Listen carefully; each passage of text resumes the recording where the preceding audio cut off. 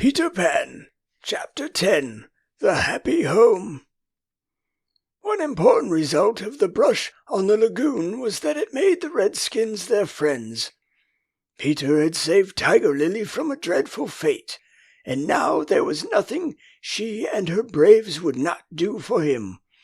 All night they sat above, keeping watch over the home under the ground and awaiting the big attack by the pirates, which obviously could not be much longer delayed.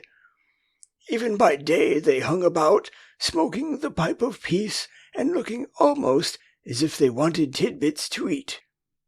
They called Peter the Great White Father, prostrating themselves before him, and he liked this tremendously, so that it was not really good for him. "The Great White Father," he would say to them in a very lordly manner, as they grovelled at his feet, "is glad to see the Pickaninny warriors protecting his wigwam from the pirates." "Me, Tiger Lily, that lovely creature," would reply. "Peter Pan, save me. Me, his very nice friend. Me no let pirates hurt him." She was far too pretty to cringe in this way, but Peter thought it his due, and he would answer condescendingly, "It is good. Peter Pan has spoken."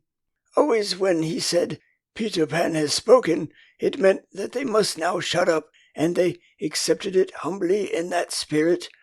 But they were by no means so respectful to the other boys, whom they looked upon as just ordinary braves. They said, "How do?" to them and things like that, and what annoyed the boys was that Peter seemed to think this all right. Secretly Wendy sympathized with them a little, but she was far too loyal a housewife to listen to any complaints against Father. "Father knows best," she always said, whatever her private opinion must be. Her private opinion was that the Redskins should not call her a squaw. We have now reached the evening that was to be known among them as the Night of Nights, because of its adventures and their upshot. The day, as if quietly gathering its forces, had been almost uneventful, and now the Redskins in their blankets were at their posts above, while below the children were having their evening meal, all except Peter, who had gone out to get the time. The way you got the time on the island was to find the crocodile and then stay near him till the clock struck. The meal happened to be a make-believe tea, and they sat around the board, guzzling in their greed, and really, what with their chatter and recriminations, the noise, as Wendy said, was positively deafening. To be sure, she did not mind noise, but she simply would not have them grabbing things and then excusing themselves by saying that Toodles had pushed their elbow. There was a fixed rule that they must never hit back at meals, but should refer the matter of dispute to Wendy by raising the right arm politely and saying, "I complain of so-and-so." But what usually happened was that they forgot to do this or did it too much. "Silence!" cried Wendy when, for the 20th time, she had told them that they were not all to speak at once. "Is your mug empty, Slightly, darling?" "Not quite empty, Mummy," Slightly said, after looking into an imaginary mug. "He hasn't even begun to drink his milk," Nibs interposed. This was telling, and Slightly seized his chance. "I complain of Nibs," he cried promptly. John, however, had held up his hand first. "Well, John, may I sit in Peter's chair, as he is not here?" "Sit in Father's chair, John?" Wendy was scandalized. "Certainly not." "He is not really our father," John answered. "He didn't even know how a father does till I showed him." This was grumbling. "We complain of John," cried the twins. Toodles held up his hand. He was so much the humblest of them, indeed he was the only humble one, that Wendy was specially gentle with him. "I don't suppose," Toodles said diffidently, "that I could be father." "No, Toodles, Once Toodles began, which was not very often, he had a silly way of going on. "As I can't be father," he said heavily, "I don't suppose, Michael, you would let me be baby." "No, I won't," Michael rapped out. He was already in his basket. "As I can't be baby," Toodles said, getting heavier and heavier and heavier, "do you think I could be a twin?" "No, indeed," replied the twins. "It's awfully difficult to be a twin." "As I can't be anything important," said Toodles, "would any of you like to see me do a trick?" "No," they all replied. Then, at last, he stopped. "I hadn't really had any hope," he said. The hateful telling broke out again. Slightly is coughing on the table. The twins began with cheesecakes. Curly is taking both butter and honey. Nibs is speaking with his mouth full. I complain of the twins. I complain of Curly. I complain of Nibs.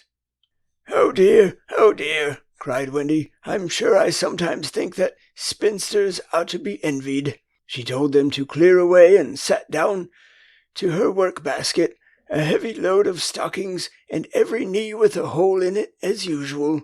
"Wendy," remonstrated Michael, "I'm too big for a cradle." "I must have somebody in a cradle," she said almost tartly, "and you are the littlest. A cradle is such a nice, homely thing to have about a house." While she sewed, they played around her, such a group of happy faces and dancing limbs lit up by the romantic fire.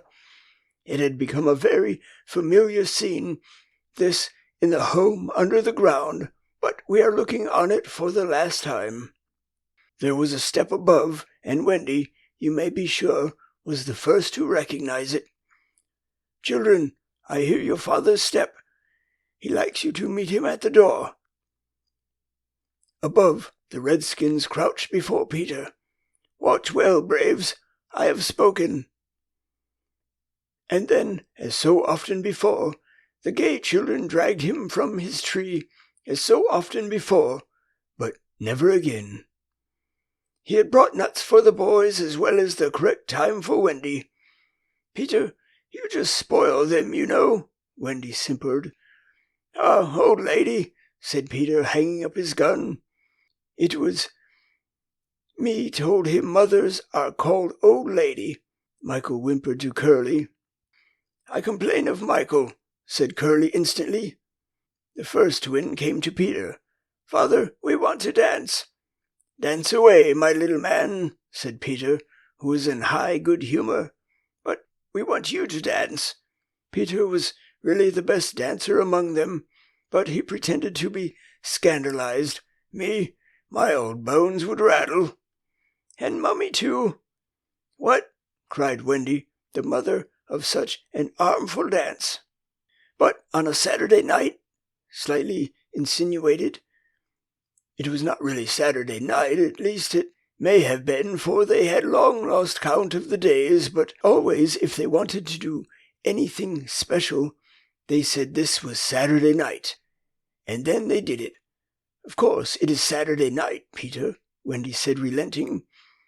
"People of our figure, Wendy.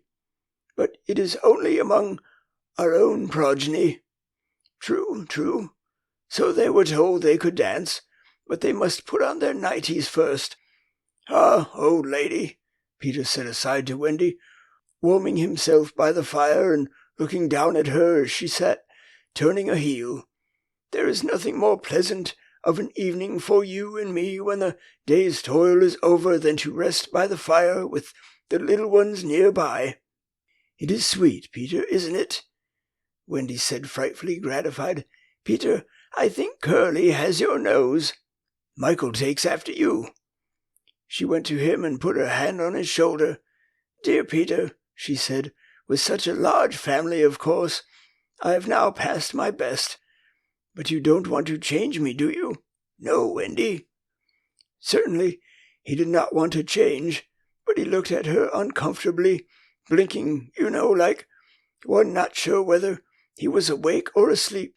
"Peter, what is it?" "I was thinking," he said, a little scared. "It is only make-believe, isn't it? that I am their father." "Oh, yes," Wendy said primly. "You see," he continued apologetically, "it would make me seem so old to be their real father. But they are ours, Peter, yours and mine." "But not really, Wendy?" he asked anxiously.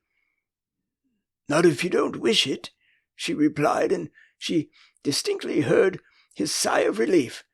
"Peter," she asked, trying to speak firmly, "what are your exact feelings to me?" "Those of a devoted son, Wendy." "I thought so," she said, and went and sat by herself at the extreme end of the room.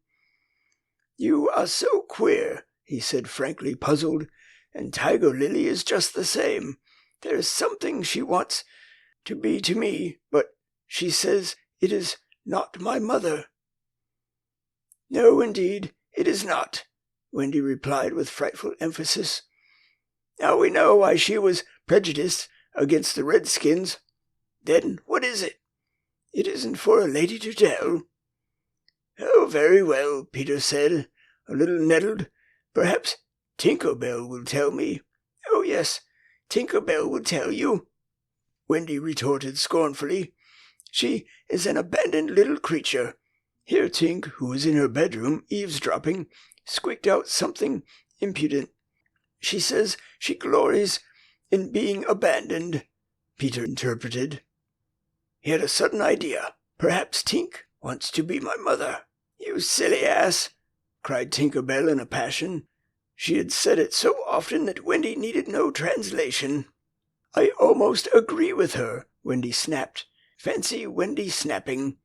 But she had been much tried, and she little knew what was to happen before the night was out. If she had known, she would not have snapped. None of them knew. Perhaps it was best not to know. Their ignorance gave them one more glad hour. And as it was to be their last hour on the island, let us rejoice that there were 60 glad minutes in it. They sang and danced in their nightgowns. Such a deliciously creepy song it was, in which they pretended to be frightened at their own shadows, little witting that so soon shadows would close in upon them, from whom they would shrink in real fear. So uproariously gay was the dance, and how they buffeted each other on the bed and out of it. It was a pillow fight, rather than a dance, and when it was finished, the pillows insisted on one bout more, like partners who know that they may never meet again. The stories they told, before it was time for Wendy's good-night story. Even Slightly tried to tell a story that night, but the beginning was so fearfully dull that it appalled not only the others, but himself, and he said gloomily, "Yes, it is a dull beginning. I say, let us pretend that it is the end." And then at last they all got into bed for Wendy's story.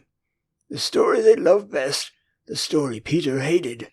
Usually when she began to tell this story, he left the room or put his hands over his ears, and possibly he had done either of those things this time. They might all still be on the island. But tonight he remained on his stool, and we shall see what happened.